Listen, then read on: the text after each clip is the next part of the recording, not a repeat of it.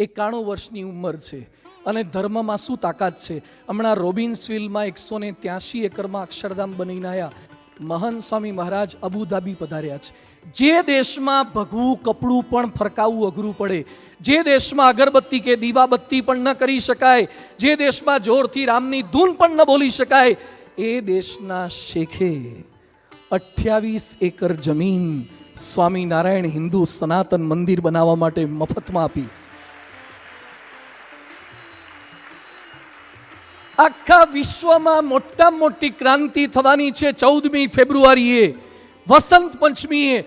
14 ફેબ્રુઆરી એટલે Valentine day નથી. 14 ફેબ્રુઆરી એટલે ઇન્ડિયન હિસ્ટોરિકલ સનાતન ધર્મનો દિવસ.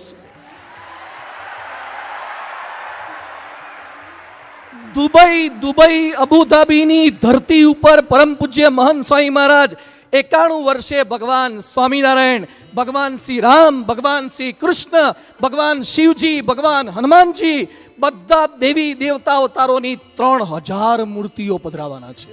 3000 મૂર્તિઓની પ્રતિષ્ઠા થવાની. ભારત વર્ષના તમામ સાધુ સંતો ત્યાં પધરાવાના છે. 50 દેશોના એમ્બેસેડરો આવી ગયા અને પ્રતિષ્ઠા વિધિ સવારે થશે. 14મી ફેબ્રુઆરીએ લાઈવ ટેલિકાસ્ટ BAPS.org પર કરવામાં આવશે અને સાંજે એનું લોકાર્પણ કરવા માટે ભારતના હોનહાર વડાપ્રધાન માનનીય નરેન્દ્રભાઈ મોદી પણ ત્યાં પધારવાના છે. આ BAPS સંસ્થા છે. ધર્મની તાકાત શું છે? હજી સુરતમાં 100 એકરનું અક્ષરધામ બની રહ્યું છે, મેલબોર્નમાં ઓસ્ટ્રેલિયામાં બની રહ્યું છે, આફ્રિકામાં જોનિસબર્ગમાં બની રહ્યું છે. દુનિયાના ખૂણે ખૂણે ધર્મની તાકાત શું છે, અધ્યાત્મની તાકાત શું છે, એ આપણે અનુભવી શકીએ છીએ. તો મહંત સ્વામી મહારાજના છેલ્લે આશીર્વાદને આપણે સાંભળી લઈએ.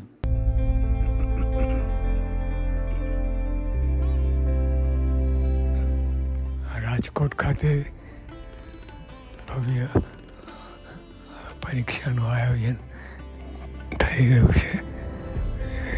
એ ખૂબ સફળ જશે અને બધા 10મા અને 12માના ધોરણના વિદ્યાર્થીઓ ખૂબ સારી રીતે સફળ થશે અને બધું વાંચેલું યાદ રહે અને પરીક્ષામાં એ બધું યાદ આવીને અને સફળતા મેળવે એ જ પ્રાર્થના. 91 વર્ષે પણ પરમ પૂજ્ય મહંત સ્વામી મહારાજે આપણને આશીર્વાદ આપ્યા છે. એ આશીર્વાદને સાથે લઈને ચાલવાનું છે. પણ એ પહેલા છેલ્લે કેટલીક કડીઓથી મારે પૂર્ણાહુતિ કરવી છે. બારિશ ગિરે આને ગિરે હમ તો ઈશ્વર કો દેતે હે, હમ તો કિસાન બનકર ખેત में बीज बोते हैं. कर लिए हमने कड़ी मेहनत, अब हम चैन से सोते हैं. जो याद आए जो लिखा जाए, हम तो सिर्फ राम के तोते हैं. અને સાથે આજે આપણે સંકલ્પ શું થવાનું છે? यह पढ़ना रह गया, यह पढ़ना रह गया, यह सोचकर हम नहीं रोते हैं. चिंता नहीं है हमें कल की, हम तो वर्तमान में जीते हैं. કાલની ખોટી ચિંતા આપણે કરવી નથી, વર્તમાનમાં આપણે જીવવું છે. એ પણ પ્રાર્થના કરીએ છીએ. हौसला है हमारी सांसों में, हौसला है हमारी सांसों में, भले ही जमीन पे हमारे जूते हैं. फिक्र नहीं हमें गिरने की, हम तो आसमान को छूते हैं. આસમાનને આપણે સ્પર્શ કરીએ છીએ. એ આપણો હોંસલો છે ને એ બળ સાથે આપણે હિંમત રાખીને આગળ વધવાનું છે. ટીચર બોલો એક સાથે, father, mother, teacher father mother कुछ भी कहे, टीचर फादर मदर कुछ भी कहे, हम तो हमेशा मुस्कुराते हैं. भगवान हमारे साथ है, संतो हमारे साथ है, हम तो परीक्षा को पिकनिक की तरह मनाते हैं.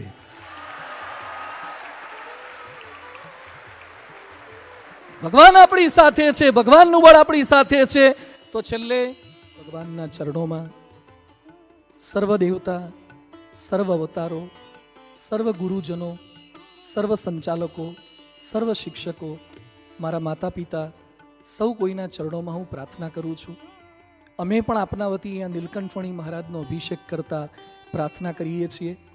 આમાંથી કોઈ ડૉક્ટર થાય, કોઈ એન્જિનિયર થાય, કોઈ વકીલ થાય, કોઈ જર્નાલિસ્ટ થાય, કોઈ બિલ્ડર થાય, કોઈ લેખક થાય, કોઈ કલેક્ટર થાય, કમિશનર થાય, આ બધા તો થાય, પણ અહીંયા બેઠેલા શ્રેષ્ઠ માનવ થાય ને શ્રેષ્ઠ ભારતીય થાય, શ્રેષ્ઠ નાગરિક થાય, શ્રેષ્ઠ સંતાન થાય, ભારત દેશનું ગૌરવ વધારી શકે એવા શ્રેષ્ઠ નાગરિક થાય. અને મને આજે એટલો ઉમળકો છે આપ સૌ કોઈની વચ્ચે બેસતા. મને ડૉક્ટરોએ રિસ્ટ્રિક્શન બહુ આપ્યા છે, પણ છતાં આજે મારી આંખો બંધ છે, પણ મને આનંદ થાય છે કે મારી સામે 5, 10 હજાર આંખો ખુલ્લી છે. એ આંખો દ્વારા આપણે રાજકોટને રસ્તો બતાવી શકીએ, ગુજરાતને, ભારતને રસ્તો બતાવી શકીએ. બેટ્સમેન ક્યારે બોલરને એમ ના કે 3 ટપ્પી પાડજે ને. આપણો ભારતનો સૈનિક હોય પાકિસ્તાનની બોર્ડર પર એમ કે ગોળી મારતો નહીં યાર.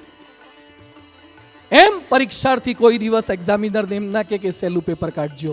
તમારે જે કાઢવું એ કાઢો, હું બધા જ પ્રશ્નો એટેન્ડ કરી શકીશ. એટલે ભગવાનને પ્રાર્થના એ કરવાની કે જે પેપર કાઢો સાચું, સારું, સમયસર અને શ્રેષ્ઠ રીતે પેપર હું લખી શકું, ચોરી કર્યા વગર લખી શકું, પ્રમાણિકતાથી લખી શકું, ભગવાનને સાથે રાખીને લખી શકું. અને છેલ્લે એક વિનંતી છે કે પરીક્ષા પછી પાછા દર્શન આપજો, અહીંયા મળવા પાછા આવજો ક્યારેક. અને મારો તો સંકલ્પ છે કે તમે એવા થાઓ ને કે આવનારા વર્ષોમાં હું તમને સ્ટેજ પર બેસાડીને તમારા ઇન્ટરવ્યૂ લઉં.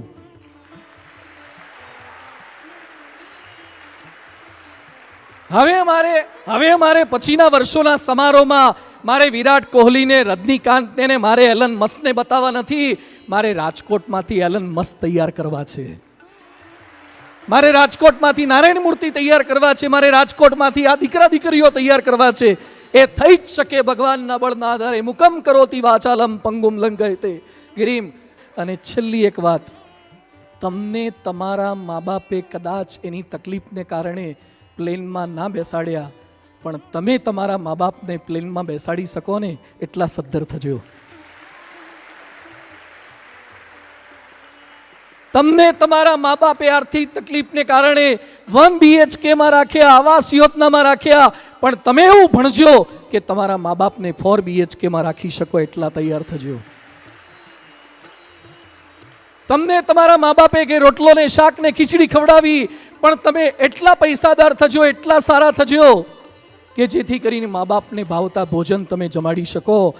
અને તમને તમારા મા બાપે જે કષ્ટ સહન કર્યા છે અને અત્યાર સુધી ગૌરવથી બોલે છે કે મારો દીકરો 12મામાં છે, 10મામાં છે, આખી જિંદગી એવું એક કામ ના કરતા જેથી મા બાપના પોલીસના ફોન આવે, સ્કૂલમાંથી ફોન આવે, તમારા મા બાપને નીચું જોવું પડે ને એવો એક કામ ન કરતા રાષ્ટ્રનું ગૌરવ વધારી શકીએ. Wish you all the best. શુભાસ્તે પંથાને સંતુ. આપનું પરીક્ષા શ્રેષ્ઠ જાય, શ્રેષ્ઠ રીતે લખી શકો એવું આપણે કરી શકીએ. પ્રાર્થના. ખૂબ ખૂબ આભાર. જય સ્વામિનારાયણ.